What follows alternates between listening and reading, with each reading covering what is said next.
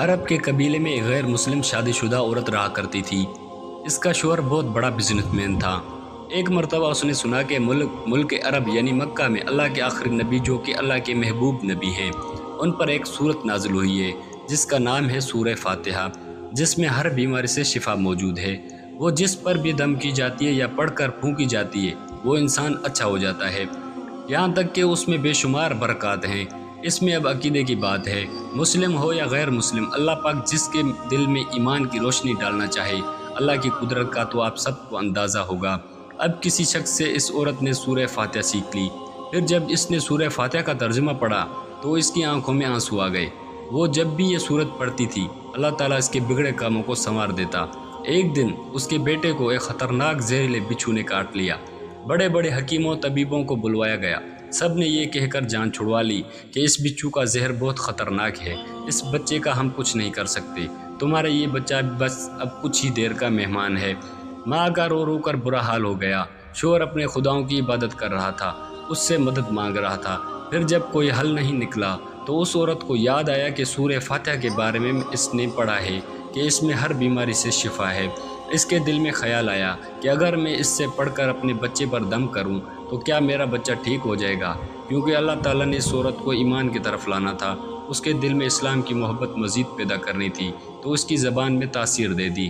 جب اس نے اس سورت کو پڑھ کر اس جگہ پر دم کیا جہاں بچھو نے کاٹا تھا تو اس کا لڑکا اٹھ کر بیٹھ گیا، اور جب اس نے سورہ فاتحہ کو پانی پر دم کر کے پلایا تو وہ اٹھ کر ایسے کھڑا ہو گیا جیسے کسی بچھو نے کبھی کاٹا ہی نہیں تھا۔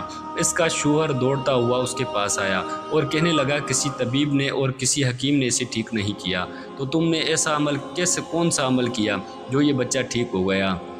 اس نے کہا کچھ بھی نہیں، بس ایک سورہ جو ہر بیماری کو ٹھیک کرتی ہے، بس وہ مجھے یاد تھی، میں نے پڑھ کر اپنے بچے پر دم کیا اور اس کا پانی پلایا تو دیکھو کیسے ٹھیک ہو گیا ہمارا بچہ۔ اس کا شوہر بجائے خوش ہونے کے اس سے ناراض ہو گیا کہ یہ تم کیا جادو ٹونے کر رہی ہو۔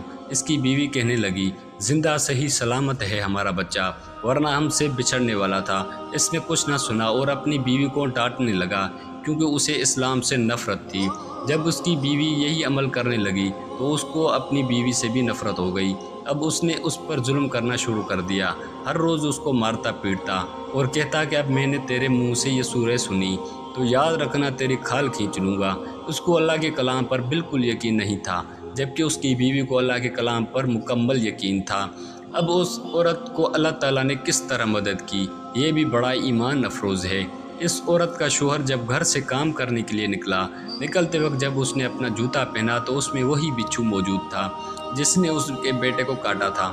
اس کے ڈنگ سے وہ بچہ تو بچ گیا مگر خود نہ بچ سکا، کیونکہ جب بچھو نے اس کو کاٹا تو زہر پورے جسم میں پھیل گیا اور تڑپ تڑپ کر وہیں دم توڑ گیا۔ خاندان میں یہ خبر پہنچی تو کوہرام مچ گیا۔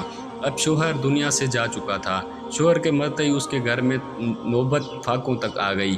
وہ عورت قرض دار ہو کر رہ گئی، وہ بہت پریشان تھی۔ دل میں پھر وہی بات آئی کہ میں سورہ فاتحہ کا ورد کرتی ہوں، کیا پتہ میری پریشانیاں بھی دور ہو جائیں۔ پھر وہ زور زور سے سورہ فاتحہ پڑھنے لگی، چلتے پھرتے اٹھتے بیٹھتے سورہ فاتحہ کا ورد کرتی رہی اور اتنے اعتماد اور یقین سے پڑھتی رہی جس کا کوئی حساب ہی نہیں تھا۔ جب کوئی بندہ اللہ تعالیٰ سے امید لگاتا ہے تو اللہ تعالیٰ اپنے بندوں کی دعاؤں کو رد نہیں کرتا۔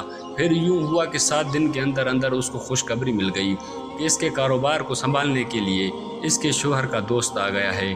جب دوست کو خبر ملی کہ دوست کی بیوہ کا کوئی سہارا نہیں تو وہ اس کی بیوہ کے پاس آیا اور کہنے لگا آپ فکر نہ کریں، وہ میرے بھائی کی طرح تھا، میں آپ کی مدد کروں گا اور جو بھی پریشانیاں ہیں وہ سب دور ہو جائیں گی۔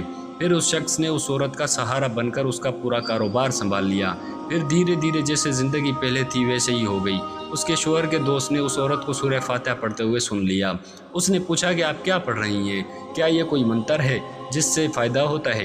مجھے بھی سکھائیے۔ اس پر وہ عورت کہنے لگی یہ کوئی منتر نہیں ہے بلکہ مسلمانوں کی مقدس کتاب قرآن مجید جو ان کے پیغمبر پر نازل ہوئی یہ اس میں سے ایک صورت ہے جس کا نام ہے سورہ فاتحہ۔ پھر کہنے لگی مجھے تو اس پر بہت یقین ہے، میں نے کسی نہ یہ سورت فاتحہ سیکھ لی تھی اور اب میں چلتے پھرتے یہ سورت پڑھتی رہتی ہوں۔ وہ شخص کہنے لگا کہ آپ مسلمان کیوں نہیں ہو جاتی اگر اتنا ہی اس سورت کو مانتی ہیں؟ وہ مزید کہنے لگا کہ ایک سورت کی اتنی تاثیر ہے تو پورے قرآن کی کتنی تاثیر ہوگی۔ وہ عورت کہنے لگی کہ میں مسلمان تو ہو جاؤں لیکن میرا شوہر نہیں مانتا تھا۔ اس شخص نے کہا کہ اب تو آپ کا شوہر بھی نہیں ہے اور ایک صورت کے ساتھ آپ کی محبت دیکھ کر میں اتنا زیادہ متاثر ہوا ہوں کہ میں بھی آپ کے ساتھ مسلمان ہونا چاہتا ہوں۔ ہم دونوں قرآن مجید سیکھیں گے اور ضرور پڑھیں گے۔ وہ کہنے لگے جی آپ نے بالکل صحیح کہا، اور یوں وہ دونوں مسلمان ہو گئے۔